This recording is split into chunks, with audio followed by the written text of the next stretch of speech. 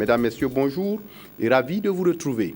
Cela dit, la campagne agricole inquiète dans le sud-est du Burkina. Les pluies sont rares et toutes les zones ne sont pas touchées. Le Premier ministre Luc Adolphe Diao est dans la région depuis hier pour un constat de terrain. Les techniciens rassurent néanmoins que tout ira bien si les pluies continuent jusqu'au mois d'octobre. Retour sur la visite de quelques exploitations avec Ernest Kambiré.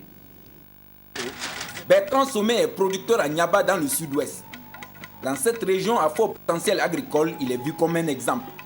Sur 9 hectares, il exploite avec maîtrise totale des différents paquets technologiques du maïs, du sorgho, du riz et du niébé dans un bon état végétatif.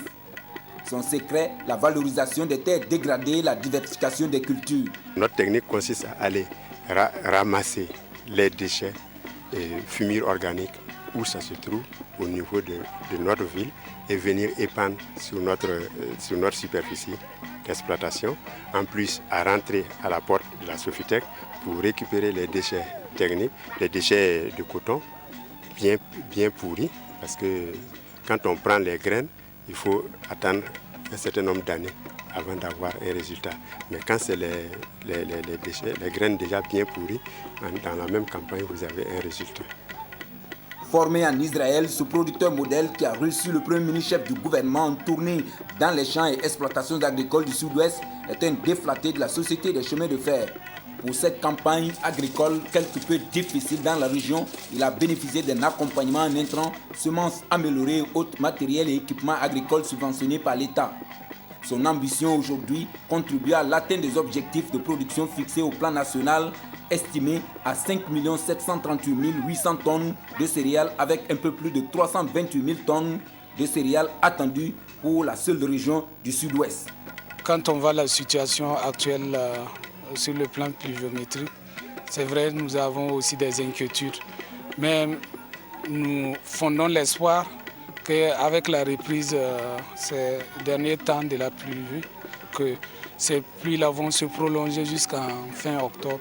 Et à ce niveau-là, nous sommes sûrs au moins de pouvoir avoir le maximum de la contribution du Sud-Ouest à l'effort national de production.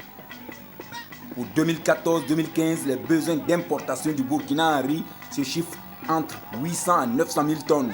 Et pour réduire cette facture à l'importation, le gouvernement burkinabé, à travers le projet riz pluvial PRP, a consenti pour cette campagne d'énormes efforts pour produire sur 2000 hectares de bas-fonds rizicoles aménagés entre 300 à 400 000 tonnes de riz pluvial et irrigué comme ici à Oronkwa dans le Yoba. Un ensemble d'activités agricoles que le chef du gouvernement est venu visiter à travers cette sortie.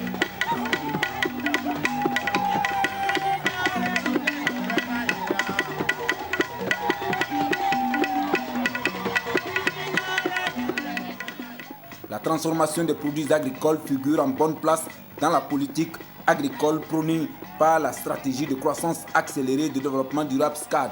Et à travers cette visite dans cette unité de transformation de manioc, Luc Adolphe Diao a pu apprécier les efforts de ces femmes de Guébougou.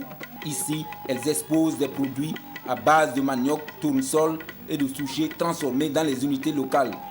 On fait du gari, on fait du tapioca, on va faire de la pâte même pour envoyer dans les zones où il n'y a pas de manioc. On fait aussi du jus, du bandi à base de jus de manioc. On fait un peu de tout avec le manioc.